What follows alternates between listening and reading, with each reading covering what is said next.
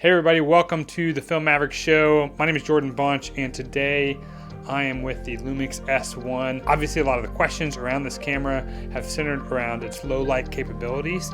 As for a lot of people, that has been an Achilles heel for Lumix cameras in the past, like the GH5, even the GH5s for those users who really want to push it to the extreme level. And so I happen to have all three of those cameras. I thought it'd be great to go ahead and do a low light test with all of those. So without further ado, this is the low light test.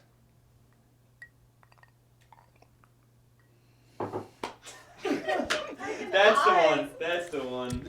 So here we are at 800 ISO. All the cameras at this point are at 24 frames per second in 4K. We're shooting at 50th of a shutter on all of these, f1.8. Now let's go ahead and change our ISO. We're gonna jump all the way up to 1600. I'm actually going to leave the exposure the same for now because I actually like that exposure better. Here's what it looks like at 1600 ISO. Let's go ahead and boost it up. We're gonna go all the way to 3200. So there we are at 3200. Take a look at those. All right, let's go ahead and boost it up. We're going to 6400 ISO. The GH5s is programmed so that it will automatically switch over to its new native ISO. Our shutter is now at 200 to compensate. Again, nothing else is changing. We're keeping the aperture the same. Let's go ahead and go up to 12,800 ISO, which is as high as we can get on our GH5. So that's kind of where that one's gonna tap out. And we're going to 400 on our shutter speed. So there we go. I can already see on the GH5, just from the back of the screen, skin tones start to really muddy up. The GH5s, at least from the back of the screen, still looks really good. But the S1 from the back of the screen looks phenomenal at this point. So the GH5, again, is tapped out, maxed out at 12,800 ISO. I cannot go any higher on that, so we're gonna kill that. We're gonna go ahead and go up to 25,600 ISO, and we'll go to compensate. We'll go to 800 shutter speed. Let's do the same thing on the GH5s.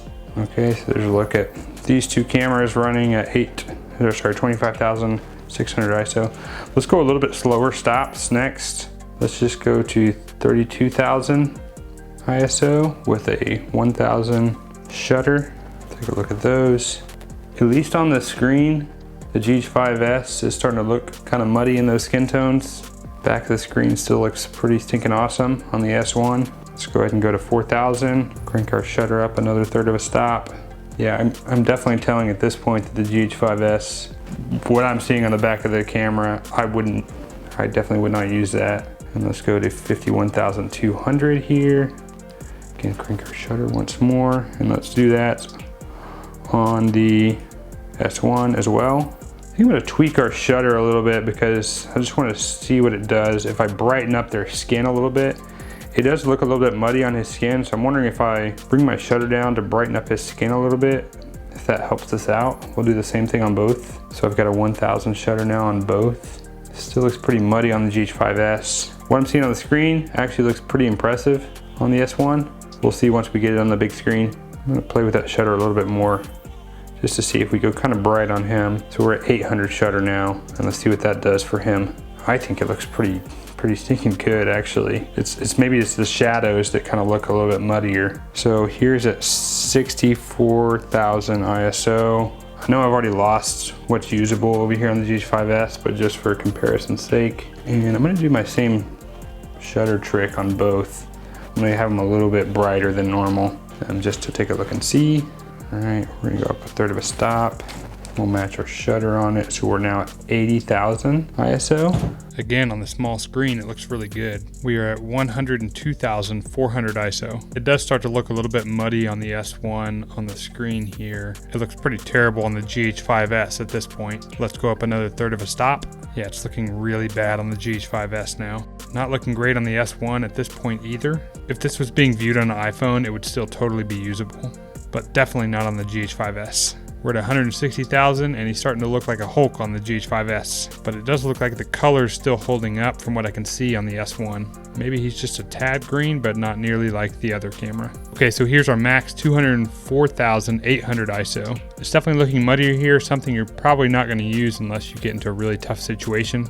So that wraps up our test at 204,800 ISO. Hey, I hope you enjoyed this video. If you did, you wanna make sure and subscribe. I am a Lumix Global Ambassador, so if you're into Lumix cameras, a lot of times I get access to these cameras before anybody else. This video is being made third week of February. This camera actually doesn't come out until April of this year, so I'm not sure when you're watching this video, but again, we get access to this stuff early on. So if you want to know about cameras before they're released, then we do that kind of stuff here. Also, if you're a filmmaker or photographer, but especially the filmmakers, you're going to want to subscribe because we also interview filmmakers all around the world, some of the top filmmakers around the world on a weekly basis, as well as our Film Critique Fridays and lots of other fun stuff. So make sure you subscribe to this channel because we're gonna bring you lots of goodness every single week, and we'll see you in those videos.